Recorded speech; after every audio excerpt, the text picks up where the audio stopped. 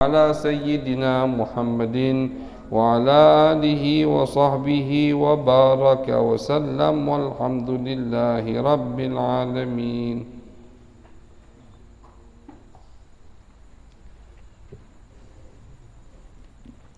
بسم الله الرحمن الرحيم. الفاتحة إلى روح حبيبنا وشفينا سيدنا رسول الله صلى الله عليه وسلم وآله وأصحابه وأزواجه وإخوانه من الأنبياء والمرسلين، ثم إلى أرواح مشايخنا ولمن له حق علينا، خصوصا جامع هذه الأحاديث الإمام البخاري والإمام الزبيدي، وشارحها الإمام الزرقاني بأن الله الإمام الشرقاوي بأن الله يغفر لهم ويرحمهم ويعلي درجاتهم في الجنة وينفعنا بأسرارهم وأنوارهم وعلومهم وبركاتهم في الدين والدنيا والآخرة بسر الفاتحة. أعوذ بالله من الشيطان الرجيم. بسم الله الرحمن الرحيم. الحمد لله رب العالمين الرحمن الرحيم مالك يوم الدين إياك نعبد وإياك نستعين اهدنا الصراط المستقيم صراط الذين أنعمت عليهم غير المغضوب عليهم ولا الضالين آمين. بسم الله الرحمن الرحيم. وبالسند المتصل إلى الإمام البخاري والإمام الزبيدي رحمهم الله تعالى ونفعنا بهما وبعلومهما وبعلوم مشايخنا وبعلوم سائر الصالحين في الدارين آمين، إلى أن قال: فضل الجهاد والسير. بسم الله الرحمن الرحيم. عن أبي هريرة رضي الله عنه قال: جاء رجل إلى رسول الله صلى الله عليه وسلم فقال: دلني على أمل يعدل الجهاد. قال: لا أجده. قال: هل تستطيع أن إذا خرج المجاهد أن تدخل مسجدك فتقوم ولا تفطر وتصوم ولا تفطر؟ قال: ومن يستطيع ذلك؟ عن أبي سعيد الخدري رضي الله عنه قال: قيل: يا رسول الله أي الناس أفضل؟ فقال رسول الله صلى الله عليه وسلم: مؤمن يجاهد في سبيل الله بنفسه وماله. قال: ثم من؟ قال: مؤمن في شعب من الشعاب يتقي الله ويدع الناس من شره. عن أبي هريرة رضي الله عنه قال: سمعت رسول الله صلى الله عليه وسلم قال: مثل المجاهد في سبيل الله والله أعلم بمن يجاهد في سبيله كمثل الصائم القائم، وتوكل الله للمجاهد في سبيله بأن يتوفاه أن يدخله الجنة أو يرجعه سالما مع أجر أو غنيمة. وعنه رضي الله عنه قال: قال رسول الله صلى الله عليه وسلم: من آمن بالله ورسوله وأقام الصلاة وصام رمضان كان حقا على الله أن يدخله الجنة، جاهد في سبيل الله أو جلس في أرضه التي ولد فيها. قالوا: يا رسول الله أفلا يبشر الناس؟ قال: إن في الجنة 100 درجة أعدها الله تعالى للمجاهدين في سبيل الله، ما بين الدرجتين كما بين السماء والأرض. فإذا سألتم الله فاسألوه الفردوس، فإنه أوسط الجنة وأعلى الجنة أراه. قال: وفوقه عرش الرحمن ومنه تفجر أنهار الجنة. نعم، تفضل. Bismillahirrahmanirrahim. Wabihi ilaihi qala an Anas bin Malik radhiyallahu anhu anin Nabi sallallahu alaihi wasallam qala: la ghadwatun fi sabilillahi aw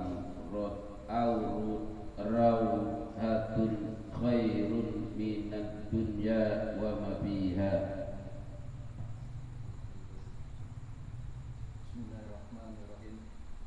An Abi Hurairah radhiyallahu anhu sallallahu alaihi wasallam qala laqabu qausin fil jannati khairun mimma tadlu alaihi syamsu wa taqrub wa qala laqad watun awron hatun fi sabilillahi khairun mimma tadlu alaihi syamsu wa taqrub. Bab ini bab menjelaskan keutamaan jihad. Di hadis pertama, Abu Hurairah meriwayatkan datang seorang laki-laki kepada Nabi. Orang tadi mengatakan, ya Rasulullah, kasih tahu aku amalan yang menandingi jihad atau seperti jihad di jalan Allah, persis pahalanya. Qala, Nabi mengatakan, la ajidu, tidak ada amal yang sebanding dengan jihad. Qal, kemudian Nabi mengatakan, apakah kamu bisa ketika mujahid keluar dari rumahnya, kau juga keluar dari rumahmu, kemudian kau masuk ke masjid, kau berdiri tidak duduk, artinya sholat terus, dan kau puasa tidak batal, nahan makan dan minum. Jadi selama mujahid, misalkan dulu jihad di jalan Allah lama-lama dulu di zaman Nabi, paling bentar tuh 2 minggu, 3 minggu, sekali itu sebulan, kadang 2 bulan di luar.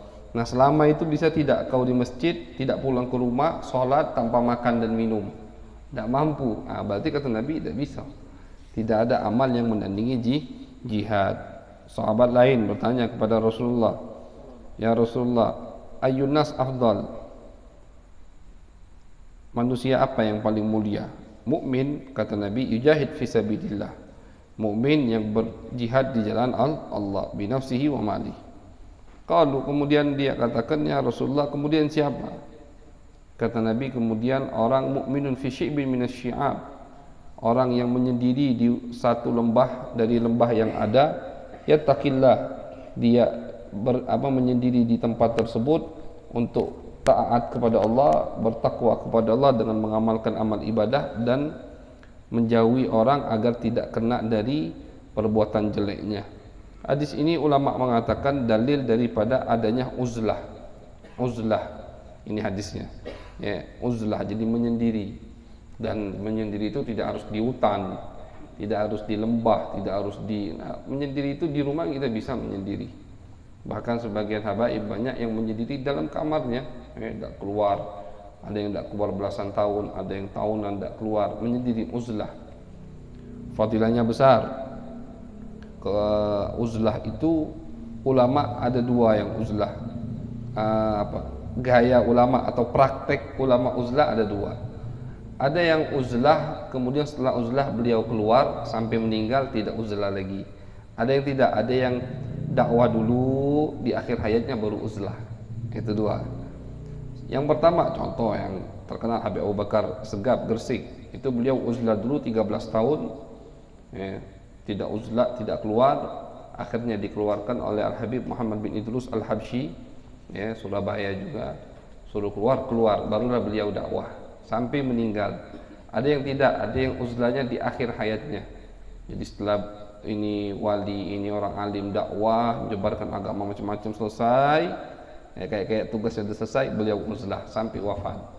Banyak contohnya, ulama atau ulia yang baru-baru ini di Mekah itu ada Syekh Muhammad Amin Qutbi, Sayyid Muhammad Amin Qutbi yang punya syair banyak dalam memuji qasidah Nabi Muhammad sallallahu alaihi wasallam, sering dipakai itu oleh munsyid-munsyid yang dari Hijaz.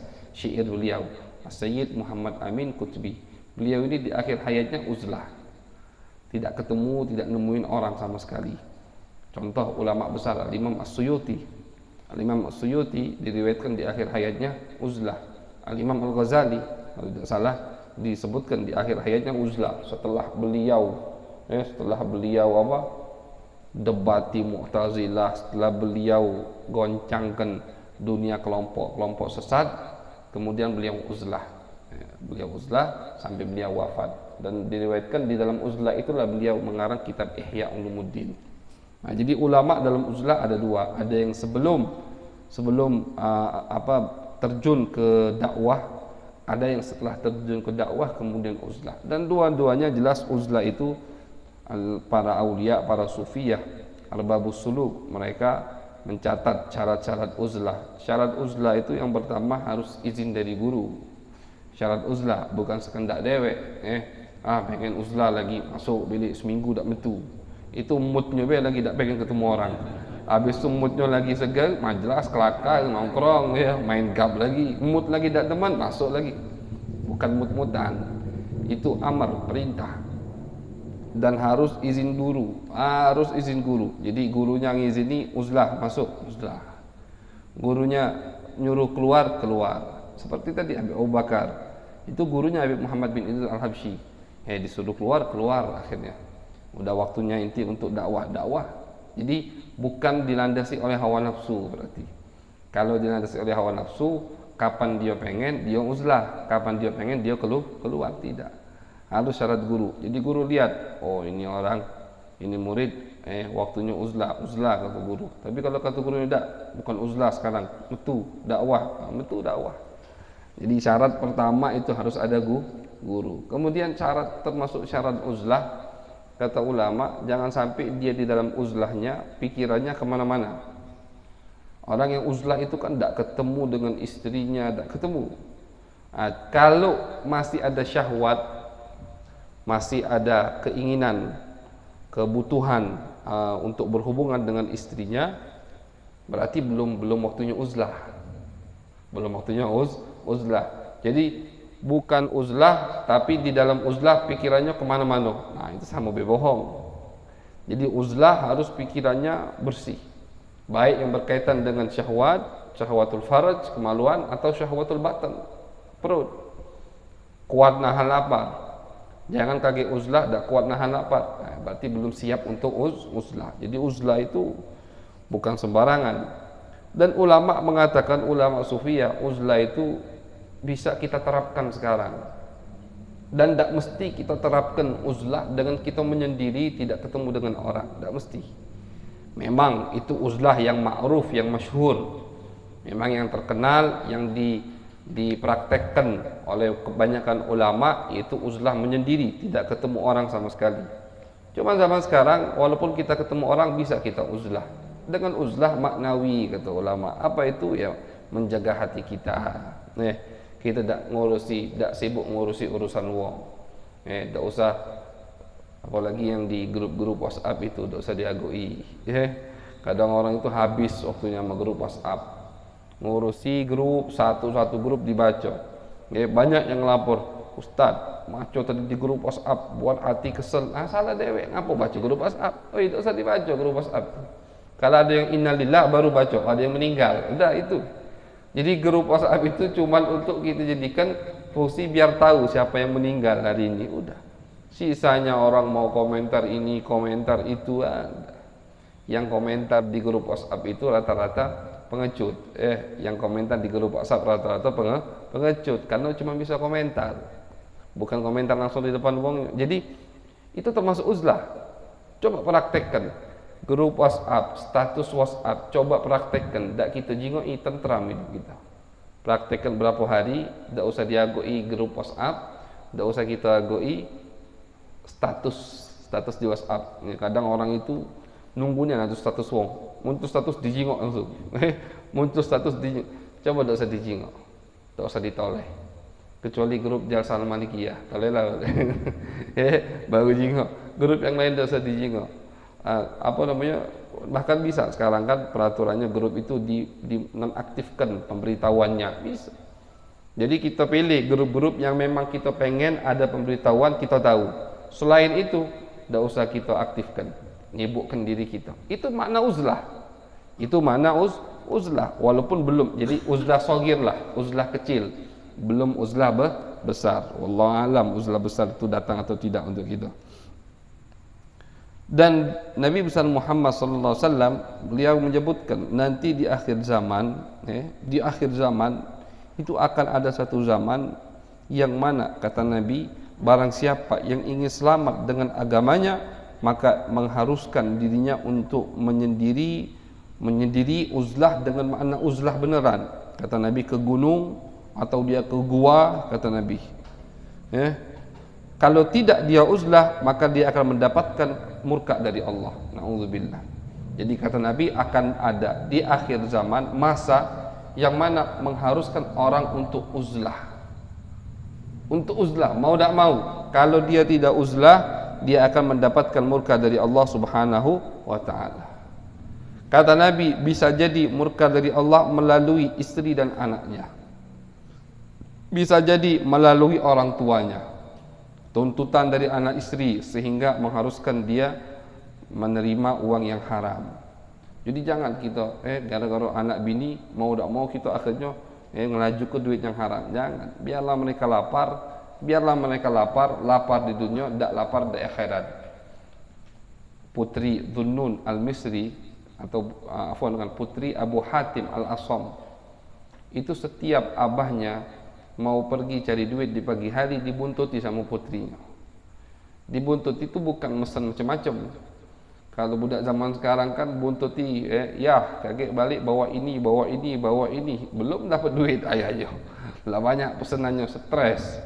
Maka dari itu Allah Subhanahu wa ta'ala dalam Al-Quran itu ketika mengajak kita untuk bersedekah, ketika mengajak kita untuk berinfak dengan amal, dengan harta yang kita punya, Allah sambung ayat setelah itu dengan apa?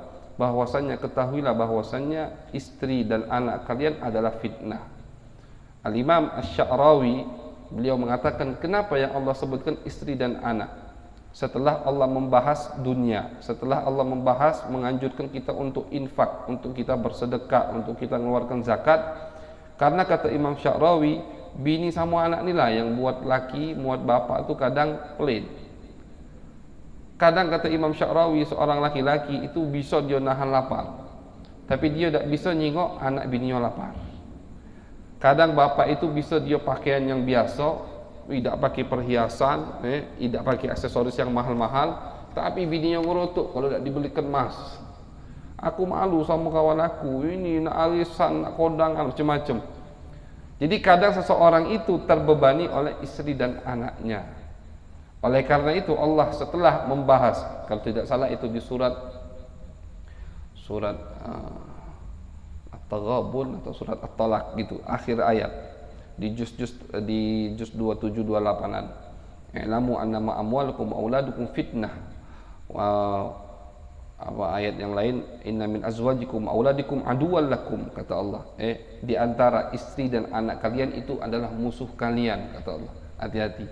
Dan lihat, setiap Allah mengatakan istri dan anak musuh, itu pasti sebelumnya Allah membahas masalah harta, Allah membahas masalah sedekah atau masalah zakat, kita untuk berinfak. Habis itu Allah tutup pembahasan itu dengan istri dan anak, hati-hati fitnah. Istri dan anak musuh, kata Allah. Karena istri dan anaklah yang membuat kita berat untuk bersedekah, membuat kita berat untuk beramal. Istri dan anak. Nah, jadi kata Nabi Muhammad SAW, nanti di akhir zaman ada zaman yang mana orang mau tidak mau akan uzlah. Kalau dia tidak uzlah, dia akan celaka, baik melalui anak istrinya atau melalui kedua orang tuanya.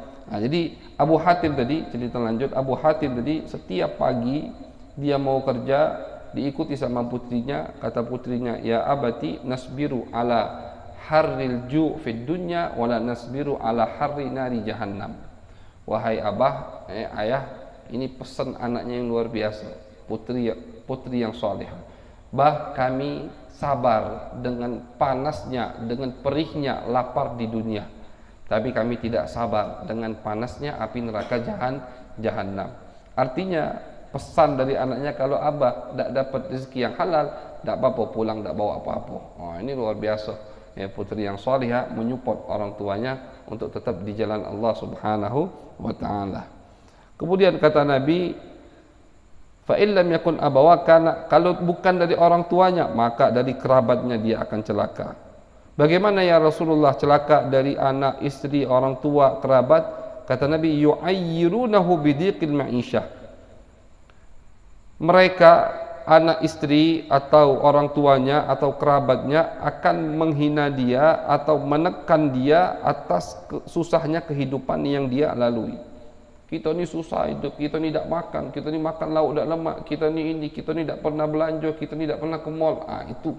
Itu takyir kata Nabi. Dan itu terjadi sudah takyir itu terjadi di zaman sekarang. Dikucilkan seseorang ketika kehidupannya tidak mapan, dikucilkan oleh keluarga.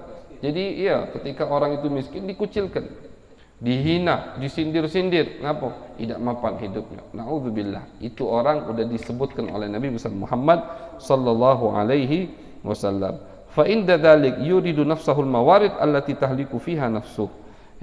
Pada saat itulah kata Nabi, dia akan membahayakan dirinya. Jadi mau tak mau kata Nabi, kalau dia tidak mau bahaya, dia tinggalkan semua orang tersebut, dia uzlah. Itu zaman akan datang kata Nabi Muhammad sallallahu alaihi wasallam. InsyaAllah kita tidak nutut di zaman itu, zaman fitnah itu zaman fitnah. Adapun Al-Imam Asy-Syarqawi mengatakan, adapun ketika tidak ada fitnah, maka fa madhhabul jumhur annal ikhtilat afdal. Jadi yang mana yang afdal, uzlah atau kita tidak uzlah? Ulama mengatakan kalau zaman fitnah afdal uzlah. Kalau zaman fitnah. Tapi kalau bukan zaman fitnah, fitnah itu maksudnya banyak kesesatan. Itu fitnah, bukan fitnah adu domba, bukan. Fitnah di situ kesesatan, maksiat merajalela, kezaliman di mana-mana. Itu sehingga kalau kita tidak menyendiri, kita akan celaka akhirat kita, bukan dunia kita. Itu afdal uzlah. Tapi kalau bukan zaman fitnah, maka yang afdal menurut jumhurul ulama al-ikhtilat. Kita berbaur dengan masyarakat, kumpul dengan orang. Itu lebih afdal. Kenapa lebih afdal? Karena pahalanya lebih besar. Kenapa bisa pahalanya besar? Karena kata Nabi, al-mu'min alladhi yukhalitun nas wa yasbiru ala adahum a'zamu ajran minal ladhi la yukhalitun nas wa la yasbir ala adahum.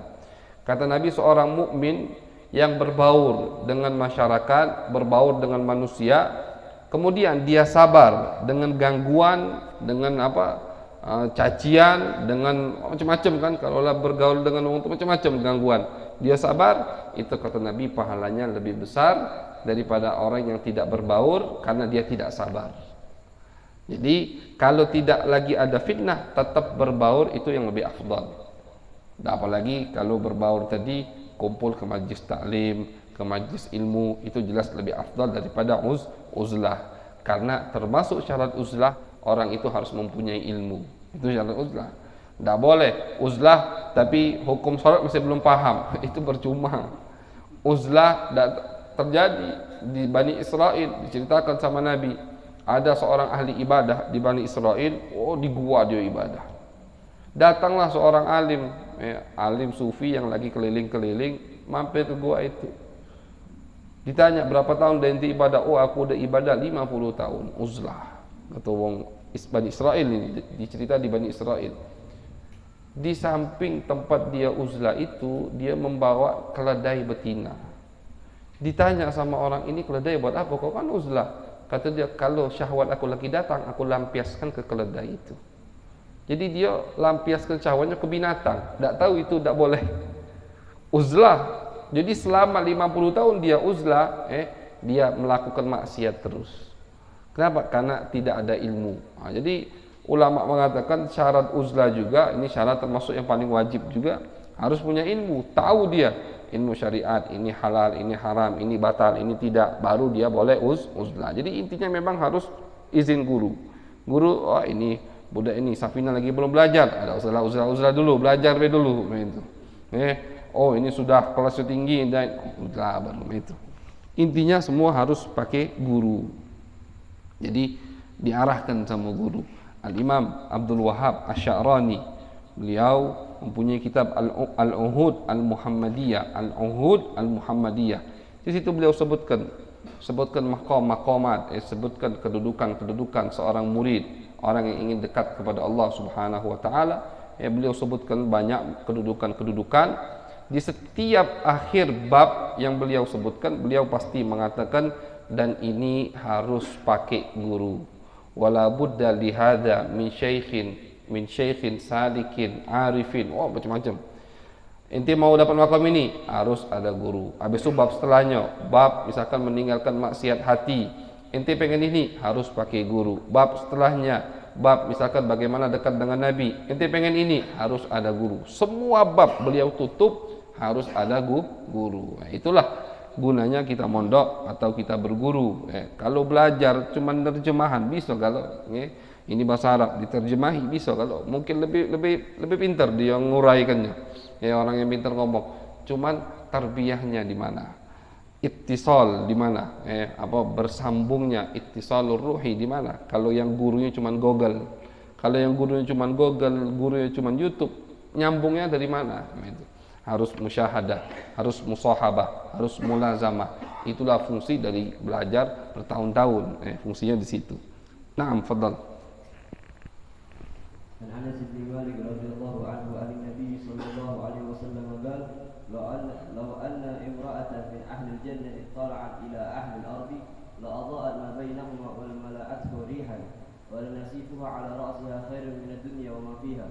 وعنه رضي الله عنه قال بعث النبي صلى الله عليه وسلم أقواما من بني سليم إلى بني عامر في 70 فلما قدموا قال لهم خالي أتقدمكم فإن أمانوني حتى أبلغهم عن رسول الله صلى الله عليه وسلم وإلا كنت مني قريبا فتقدم فأمانوه فبينما يحدثهم عن النبي صلى الله عليه وسلم إذ أومأوا إلى رجل منهم فطاعنه فأنفذه فقال الله أكبر قلت ورب الكعبة ثم مالوا على بقية أصحابي فقاتلهم إلا رجل أعراج صعيد الجبل فأخبر جبريل عليه السلام النبي صلى الله عليه وسلم أنهم قد لاقوا ربهم فرضي عنهم وأرضاهم فكنا نقرأ أن بلغوا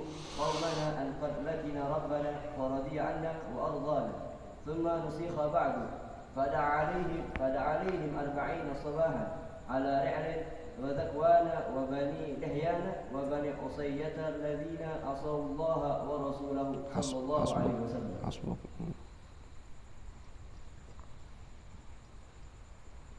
عن جندان بن سفيان رضي الله عنه أن رسول الله صلى الله عليه وسلم كان في بعض المشاهد وقد دنيت إصبعه فقال هل أنت إلا إصبع كريم وفي سبيل الله ما لقيت. نعم. بسم الله الرحمن الرحيم. عن أبي هريرة رضي الله عنه أن رسول الله صلى الله عليه وسلم والذي نفسي بيده لا يكلم أحد لا يكلم situ apa la yuklamu afwa لا يكلم أحد في سبيل الله والله أعلم biman يكلم في سبيله إلا جاء يوم القيامة واللون الدم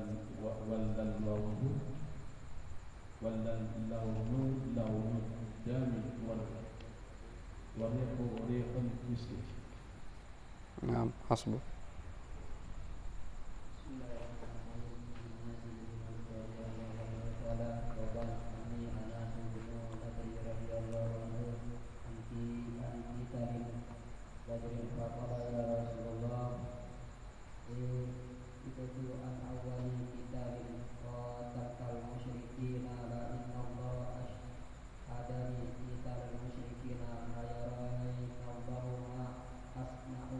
Falamma kana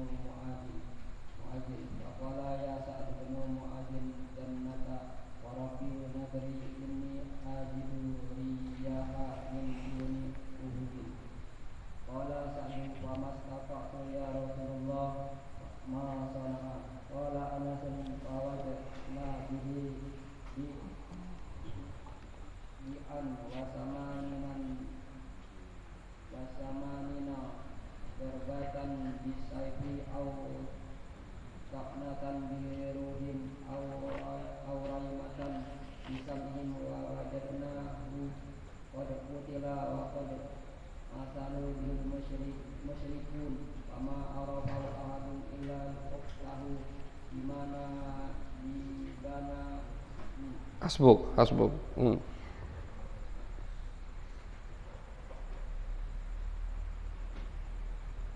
Qala Rasul kunna nara'u azunnu anna hadhihi al-ayata nazalat bihi wa fi asbabi minal mu'minina rijalun sadaqu ma ahadullah alaihi la ayat wa qala inna ukhtahu wa hiya allati tusamma rubayyi'a wa syarat thaniyata mara'ati wa amara Rasulullahi sallallahu alaihi wasallam bisifat wa qala Anas ya Rasulullah waladhi basaka bi'anila tuksaru thaniyatuha fardu bil ardi wa taraku qisas wa qala Rasulullahi sallallahu alaihi wasallam inna min ibadillahi man law aqsama Allahi la abarra. Nah, ini cerita Anas bin Nadhr. Jadi ada sahabat namanya Anas bin Nadhr, pamannya Anas bin Malik.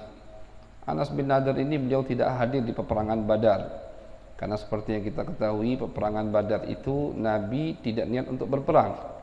Peperangan Badar, Nabi itu niat untuk mencegat kafilah Quraisy yang membawa dagangan dari negara Syam. Jadi Nabi mengatakan, man kana raqibuhu hadiran falyakhruj ma'ana. Kata Nabi, yang udah siap, ayo metu melok. Tapi yang nak masih ngisi bensin, yang nak masih misalkan servis dulu, ada kata Nabi. Tidak nunggu, karena cepat. Soalnya ketika kafilah Quraisy pergi dari Mekah ke Syam, itu Nabi ketelatan. Jadi pas Nabi mau cegat, mereka udah lewat. Nah, ditunggu baliknya sama Nabi. Ditunggu baliknya. Makanya Nabi mengatakan yang kendaraannya udah siap, perlengkapannya siap, ikut keluar. Kami tidak nunggu, kata Nabi. Nah, jadi yang keluar cuma 313 itu. Jadi bukan artinya Nabi waktu itu jumlah pasukan cuma 313, tidak. Jumlah pasukan banyak, lebih dari itu. Walaupun memang belum sebanyak ketika Fathu Mekah, jelas, cuma lebih dari itu. Dengan bukti tahun depan di Uhud jumlah pasukan hampir 1000. Jadi Nabi itu Badar itu bukan niat nak perang, cuman mencegat, dan Nabi tidak mau menunggu yang belum siap, dadakan. Yang siap, ayo metu, kata Nabi. Keluarlah 313. Anas bin Nadhr ini dah ikut. Akhirnya beliau mengatakan, ya Rasulullah, ketika perang pertama kali kau melawan orang musyrik, aku dah ikut. Kalau aku hadir tahun berikutnya di peperangan melawan orang musyrik, maka Allah akan melihat apa yang aku buat. Oh, ini sumpah dari seorang yang pemberani. Di peperangan Uhud beliau ternyata ikut. Dan ketika peperangan Uhud itu kan Nabi pertama menang, pasukan muslim pertama menang. Kemudian ketika grup pemanah turun, dipukul mundur pasukan muslim. Di situ saat Anas bin Nadhr perang sampai beliau meninggal dunia. Diriwayatkan itu di dalam badan beliau ada 80 lebih luka dari pedang atau dari tombak atau dari panah. Ini badan kecil ini 80 lebih. Sampai-sampai dimathal, ditamsil. Tamsil itu di apa? Cincang. Apa bahasanya itu? Dimutilasi. Dimutilasi sehingga Anas keponakannya tidak tahu ini siapa. Sampai itu Anas bin Nadhr. Yang mengenalnya adalah ukhtuhu, saudarinya. Dari mana saudarinya kenal? Bibananihi, dari ujung jari. Ini termasuk ilmu yang dipelajari dan diketahui oleh orang-orang Arab dulu. Bisa tahu ini siapa dari ujung jari. Dari ujung jari saudari, oh ini Anas. Ini jari, ini tubuh yang dimutilasi adalah tubuh Anas. Banan.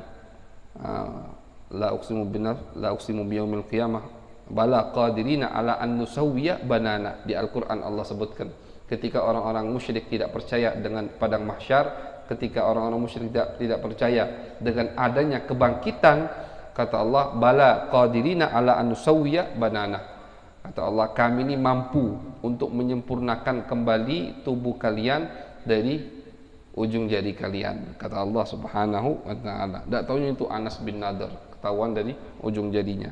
Dan Anas bin Nadhr ini termasuk orang yang kalau sudah bersumpah akan dikabulkan oleh Allah. Itu pengakuan langsung dari Nabi Muhammad SAW. Ukhtahu, saudarinya tadi yang mengenali tubuh Anas sebelum Uhud jauh, bernama Rubayyi. Beliau ini pernah ribut sama perempuan, bebala lah istilahnya. Ribut akhirnya sampai apa? Sampai mematahkan gigi lawannya. Wah, jadi perkasa istilahnya. Gigi lawannya dari perempuan patah. Akhirnya laporlah ke Nabi. Kata Nabi, kisos. Yang giginya patah mematahkan gigi yang mematahkan, kan begitu. Korban mematahkan gigi pelaku, kisosnya begitu. Apa kata Anas? Ya Rasulullah, la walladzi ba'atsaka bil haqq la tuksaru thaniyatuha. Ya Allah, ya Rasulullah, demi yang mengutusmu dengan benar, gigi saudariku itu tidak bakal dipatahi. Bukan dia tidak terima dengan hukum Nabi, bukan. Tapi dia itu seakan-akan punya firasat, tidak ya Rasulullah, gigi saudariku ini tidak, istilahnya tidak patah, tidak tahunya benar.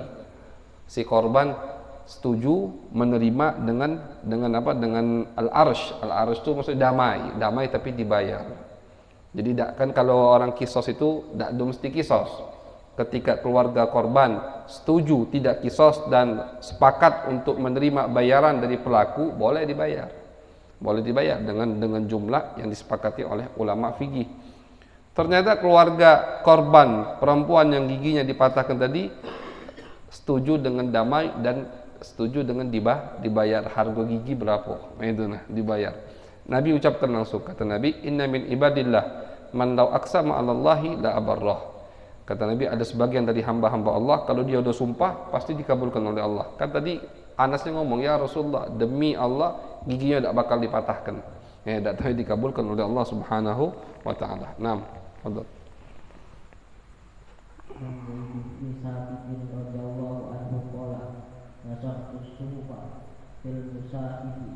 Fafaqadtu ayatan minal ahzabi kuntu asma'u Rasulullahi sallallahu alaihi wasallam yaqra'u biha falam ajidha illa ma'a Huzaimah al-Ansari alladhi ja'ala Rasulullahi sallallahu alaihi wasallam syahadatahu syahadata rajulaini wa huwa qawlu minal mu'minina rijalun sadaqu ma 'ahadullah alaihi.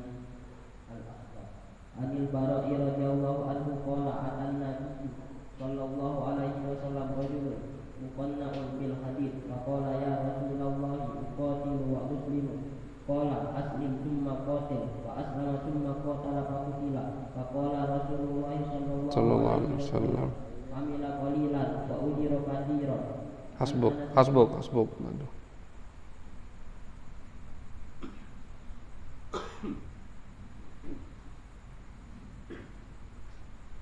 An Anas bin Malik radhiyallahu anhu anna Umar bin Salbarra wa hiya ummu Harithah bin Suraqah atat Nabi sallallahu alaihi wasallam faqalat ya Nabiyallah ala tuhaddithuni an Harithah wa kana qutila yawma badrin asabahu sahman gharbun fa in kana fil jannati sabartu wa in kana ghayra dhalika tahattu alaihi fil buka. Qala ya umma Harithah innaha jinanun fil jannati wa inna ibnaki asabal firdaus al-a'la. An Abi Musa radhiyallahu anhu qala ja'a rajulun ila Nabi sallallahu alaihi wasallam fa qala rajulun yuqatilu lil maghnam wa rajulun yuqatilu li dhikri wa rajulun yuqatilu li yura makamuhu faman fi sabilillah qala man qatala litakuna kalimatullahi hiyal ulya fa huwa fi sabilillah. An Aisyah radhiyallahu anha anna Rasulullah sallallahu alaihi wasallam lamma raja'a yawmal khandaq wada'a silaha wa tasala fa atahu Jibril wa qala asaba ra'sahu al-ghubaru fa qala wada'ta sikila wallahi ma wada'tu fa qala Rasulullah sallallahu alaihi wasallam fa inna qala hahuna wa ma'a ila bani Quraidah qalat fa kharaja ilaihim Rasulullah sallallahu alaihi wasallam. Hasbuk. Bismillahirrahmanirrahim. An Abi Hurairah radhiyallahu anhu qala qala Rasulullah sallallahu alaihi wasallam yadhhabullahu ila rajulaini yaktubu ahaduhuma al-akhara qala jannah yuqatilu hadha fi sabilillahi wa yuqtalu thumma yatubullahu ala al-qatili fa yustashhadu wa anhu radhiyallahu anhu qala ataitu Rasulullah sallallahu alaihi wasallam wa huwa al-khayl al-ma'lama atatahu faqultu ya Rasulullah ashhid li faqala ba'du bani Sa'id bin la tuslim lahu ya Rasulullah faqala Abu Hurairah hadza qatilun li qawqilu faqala ibnu Sa'id bin al-As wa ajaban li badrin ladalla alaina min qadumi da'ni alayya qatla rajulin muslimin akramahullahu ala yadayya wa lam yahmilni ala yadayya. Hasbuk. Yadhakullah, kata Nabi, ila rajulain. Allah ketawa, bukan artinya Allah ketawa. Jadi ini termasuk hadis-hadis yang persis dengan ayat mutasyabihat. Ayat mutasyabihat, ayat-ayat di dalam Al-Quran atau ayatus sifat, ayat-ayat di dalam Al-Quran yang mana kalau dari lafadznya seakan-akan Allah mempunyai sifat sama dengan makhluk. Itu namanya ayatus sifat. Contoh, yadullahi fawqa aydihim. Di Al-Quran itu ada. Artinya yadun, kalau diterjemahkan translate ke Indonesia tangan Allah di atas tangan mereka, tapi bukan artinya tangan. Fa innaka bi ayunina, kamu itu ayun itu jamaknya mata, jamaknya ainun, berarti Allah punya banyak mata, bukan itu maksudnya. Kullu man 'alaiha fan wa yabqa wajhu rabbika dzul jalali wal ikram. Semua yang makhluk ini akan binasa kecuali wajhu itu artinya muka kalau translate, tapi maksudnya kalau untuk Allah bukan muka. Di sini ulama mengategorikan ayat-ayat tersebut namanya ayatus sifat. Dan termasuk ayatus sifat itu daripada ayat mutasyabihat. Khilaf ulama, yang mengetahui maknanya hanya Allah atau ulama juga boleh mengetahui maknanya. Madhabus salaf, madhab salaf itu zaman sahabat, tabi'in dan tabi'in 3 abad pertama itu lebih memilih tafwid. Tafwid itu tidak menafsirkan. Sudah, ini makna Allah yang lebih tahu. Kita iman dengan makna kita iman dengan ayat itu, yadullah fawqa aydihim, iman karena itu ada dalam Al-Quran. Tapi apa arti yadun? Wallahu a'lam. Itu madhab salaf 3 abad pertama. Ada madhab khalaf. Madhab khalaf dimulai dari abad keempat sampai sekarang, mereka berpendapat lebih ke takwil. Ditakwilkan yadullah, dan nakwilnya bukan masing-masing. Mereka melihat ke kamus Arab. Yadun, lihat kalimat lafaz yadun itu dipakai untuk makna apa be? Oh, ternyata bukan untuk makna tangan ini be yadun. Ternyata yadun itu bisa artinya untuk kekuatan. Ternyata yadun itu bisa artinya untuk jasa. Ketika kita ngomong ke wong, li alaik yadun, artinya aku ini banyak jasa ke kau. Itu artinya. Ternyata makna kalimat yadun bisa maknanya untuk kekuatan, bisa maknanya untuk jasa. Kalau diterapkan makna ini ke ayat tersebut pas. Kekuatan Allah di atas kekuatan manusia. Itu. Ini madhab khalaf. Madhab khalaf dari abad keempat dan seterusnya. Mereka lebih memilih untuk mentakwil. Dan Imam Ghazali, beliau dalam kitabnya Al-Munqidh Minadh Dhalal, beliau punya kitab namanya Al-Munqidh Minadh Dhalal, beliau menyebutkan kenapa alasan madhab salaf, madhab khalaf mentakwil. Kata beliau, bukan kami ini mementari Ngasol lebih pintar daripada 3 abad yang pertama sehingga kami berani untuk berkomentar, mentakwilkan, sedangkan mereka tidak berani. Bukan. Dan bukan artinya mereka tidak tahu maknanya. Kata Imam Ghazali, mereka alim semua, sahabat. Al-Quran turun pada mereka, tabi'in, murid sahabat, tabi'in. Ini madhab salaf. Jadi kata beliau, bukannya mereka tidak tahu dan bukannya kami mementari, bukan, Tapi kata Imam Ghazali ini murni karena keadaan zaman. Keadaan zaman. Kata Imam Ghazali, di zaman sahabat, di zaman tabi'in itu tidak banyak kelompok sesat yang ngutak-ngatik ayat tu sifat. Tapi kata Imam Ghazali, di zaman kami kelompok banyak, kelompok sesat keluar. Ada yang mengatakan Allah itu seperti manusia, seperti makhluk, punya jisim, mujassimah, mengatakan Allah punya bentuk. Nah, ini muncul di zaman siapa muncul kelompok ini, pemikiran sesat ini? Bukan di zaman Sayyidina Abu Bakar, bukan di zaman tabi'in, bukan, belum. Walaupun ada bau-bau mau muncul, tapi belum muncul di abad mereka. Munculnya di abad keempat, di abad Ghazali. Makanya perlu mereka seperti Imam Ghazali untuk meluruskan apa maksud ayat yang dipakai oleh kelompok sesat itu. Kelompok sesat mengatakan Allah itu punya muka. Ngapa? Itu di Al-Quran. Wa yabqa wajhu rabbika. Nah, jadi Imam Ghazali mau tidak mau harus jelaskan. Oh, itu wajhun di situ artinya bukan muka, bukan raih. Nah, itu. Ar-Rahmanu 'alal arsy istawa. Allah itu ada di arsy. Kalau kita katakan Allah ada di arsy, itu orang bisa keluar dari agama. Karena arsy itu tempat, arsy itu makhluk. Berarti sebelum arsy itu ada, Allah di mana? Tidak ada jawab dia.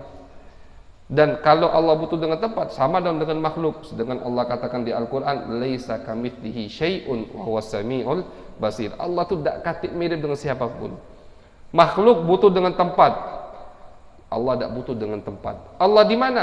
Pertanyaan Allah di mana itu udah salah. Karena Allah di mana itu adalah makhluk. Allah Khaliq. Yang menciptakan mana itu Allah subhanahu wa ta'ala. Nah, kelompok ini munculnya di zaman salaf, di zaman khalaf, di zaman abad keempat sampai abad kelima dan seterusnya, sehingga mereka terpaksa untuk mengeluarkan tafsiran yang menakwilkan ayat-ayat tersebut.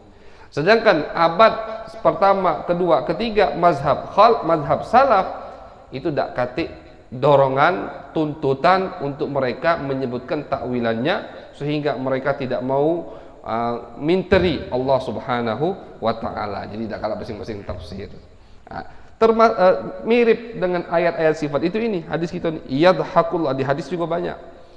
Ajaba rabbukum, Allah merasa heran. Jangan artikan oh Allah heran, cak kita.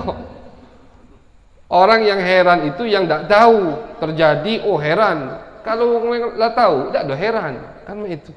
Dan jangan diartikan oh Allah udah tahu jadi tidak heran. Kalau Allah tidak tahu Allah heran. Heran itu sifat manusia. Ajab itu kan merasa heran. Allah tidak heran. Jadi banyak juga di dalam hadis-hadis yang maknanya seakan-akan Allah memiliki sifat sama dengan manusia.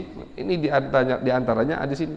Yadhakullah ila rajulain. Allah ketawa, bukan Allah ketawa. Lihat takrifnya atau syarahnya. Imam Syarqawi mengatakan yadhak ay yuqbilu birridha.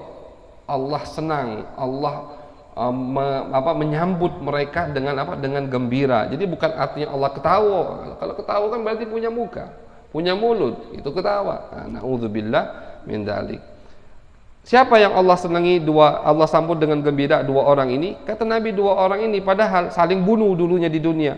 Bagaimana ya Rasulullah? Yang pertama meninggal korban syahid, dan yang pelaku akhirnya masuk Islam, kemudian dia juga syahid. Itu kata Nabi Muhammad SAW.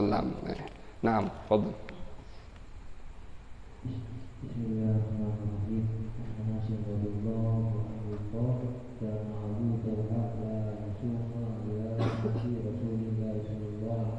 Sallallahu alaihi wasallam.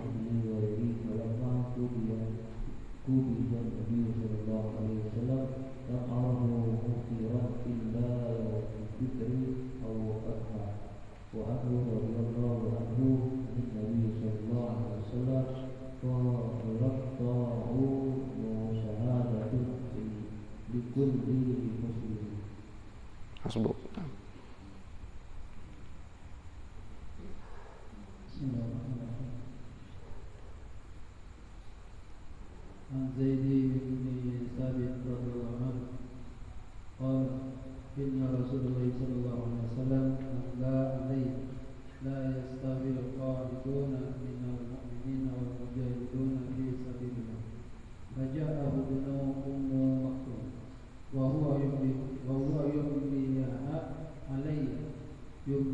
أهلي فقال يا رسول الله لو أستطيع الجهاد لجهاد وكان رجلا أعمى فأنزل الله عز وجل على رسول الله صلى الله عليه وسلم وفخذوه على فخذي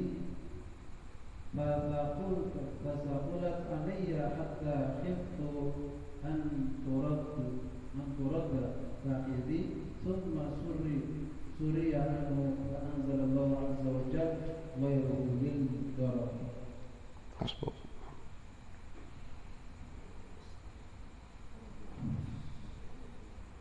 عن أنس رضي الله عنه قال خرج رسول الله صلى الله عليه وسلم إلى الحجاج فإذا المهاجرون والأنصار يحملون في غداة باردة فلم يكن له عبيد يعملون ذلك لهم فلما رأى ما بهم من النصاب والجوع قال اللهم إن العيس الآخرة فاغفر لي أبصاري والمحاجرين فقالوا مجيبين له نحن الذين بايعوا محمدا على الجهاد ما بقينا أبدا.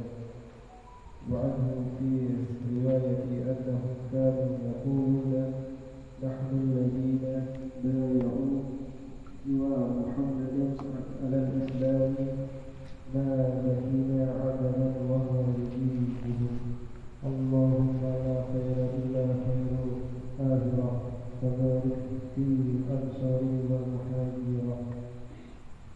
حسبك.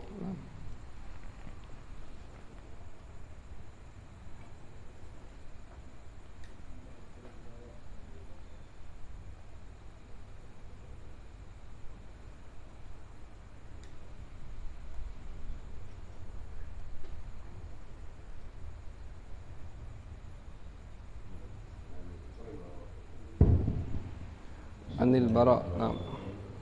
Anil Bara radhiyallahu anhu qala ra'aytu an-nabiy sallallahu alaihi wasallam yawmal ahzab yanqulu turab wa qad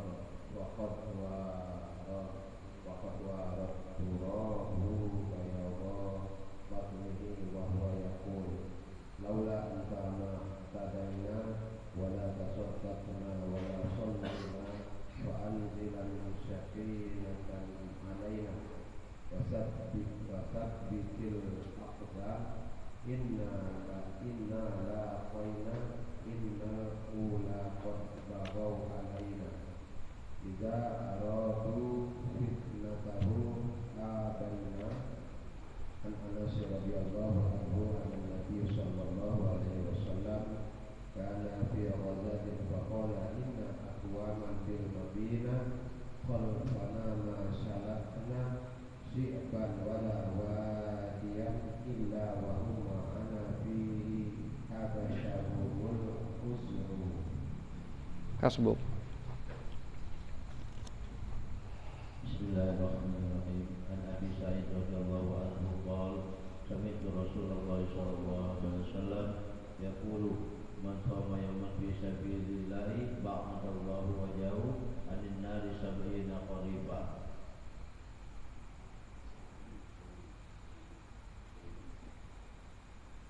Az-Zaid bin Khalid radhiyallahu anhu anna Rasulullah sallallahu alaihi wasallam qala man jahaza ghaziyan fi sabilillahi faqad ghaza wa man qallafa ghaziyan fi sabilillahi bi khairi faqad ghaza. Hasbuk. عن أنس رضي الله عنه قال إن النبي صلى الله عليه وسلم لم يكن يدخل بيتا في المدينة غير بيت أم سليم إلا على أزواجه فقيل له فقال إني أرحمها قتل أخوها معي. وعنه رضي الله عنه أنه أتى يوم اليمامة إلى ثابت بن قيس وقد حصر عنه فخذيه وهو يتحنق فقال يا عمي ما يحبسك ألا تجيء؟ فقال الآن يا ابن أخي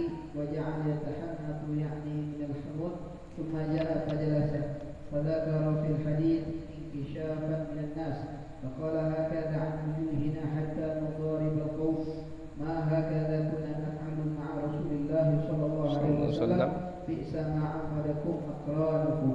Hasbuk.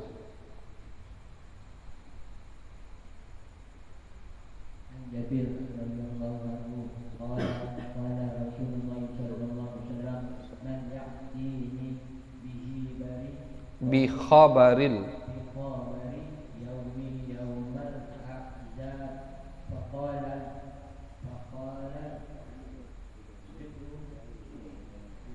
an thumma qala man ya'tini bi khabari qaumi faqala Zubair ana faqala Nabi sallallahu alaihi wasallam inna li kulli nabiyyin hawariya wa hawariya Zubair. Hasbuk. Bismillahirrahmanirrahim.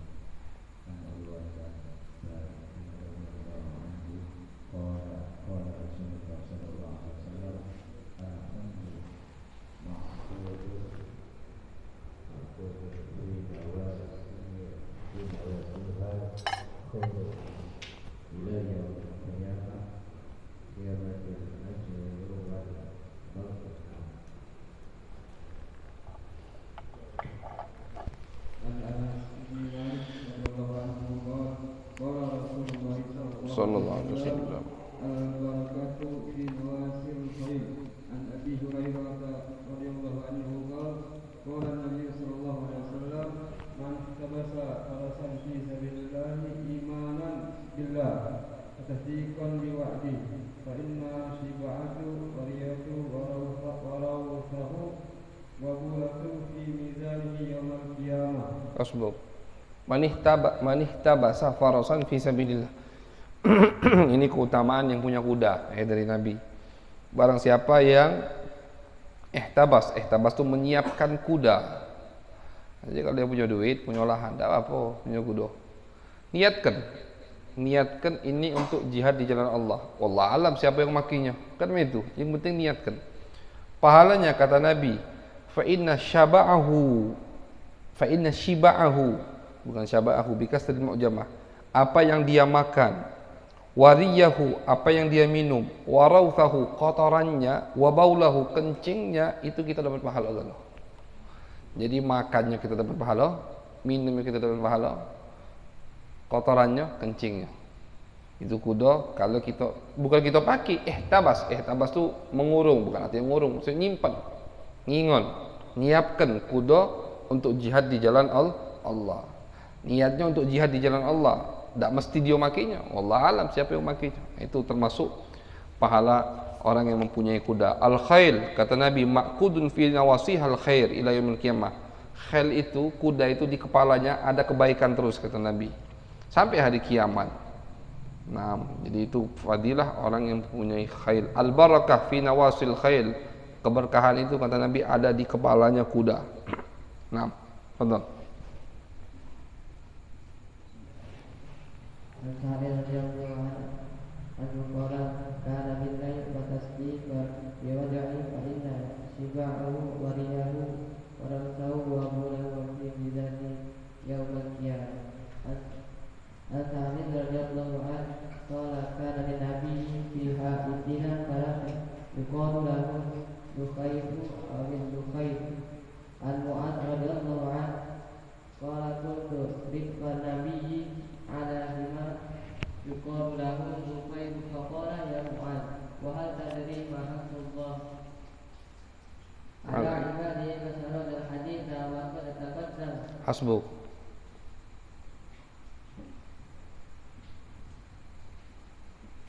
Anas radhiyallahu anhu qala kana tabi'un bil madinati fasta'aran Nabi sallallahu alaihi wasallam farasana yuqalu lahu nubun faqala ra'ayna min qala'in wara'in wajadnahu la tahra.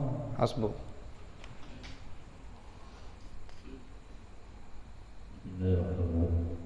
Alhamdulillah bin Umar radhiyallahu anhu qala sami'tu Nabi sallallahu alaihi wasallam yaqul innama su'u fi salasin bil farasil wal mar'atil wadda wa anhu radhiyallahu anhu anna Rasulullah sallallahu alaihi wasallam jalan faras bil faras sah maini wali sahibi sah hasbu. Ya, jadi dalam peperangan pun orang yang bawa kuda dapat bagian rampasan perangnya beda dengan orang yang tidak bawa kuda. Jadi yang jalan kaki dapat satu bagian. Lirajilin sahmun, yang jalan kaki. Di farsin salasah, yang bawa kuda dapat 3 bagian. Misalkan yang jalan kaki 100 juta, yang bawa kuda 300 juta dapat. Kenapa? Kalau dia menyiapkan kan kuda berapa harganya itu. Jadi dan 200 itu buat kudanya kata Nabi. 200 itu karena kuda. Soalnya kalau dia manusia sama manusia 100. Apa yang membedakan dia dengan kawannya yang jalan kaki? Dia bawa kuda. Berarti kuda ini dihargai sama Nabi 200 juta. Ini perumpamaan beda. Jadi 2 saham. Kuda dapat 2 saham, pemiliknya dapat satu saham. Jadi yang bawa kuda saja dalam bagian rampasan perang ghanimah itu berbeda. Naam, wallahu alam bissawab.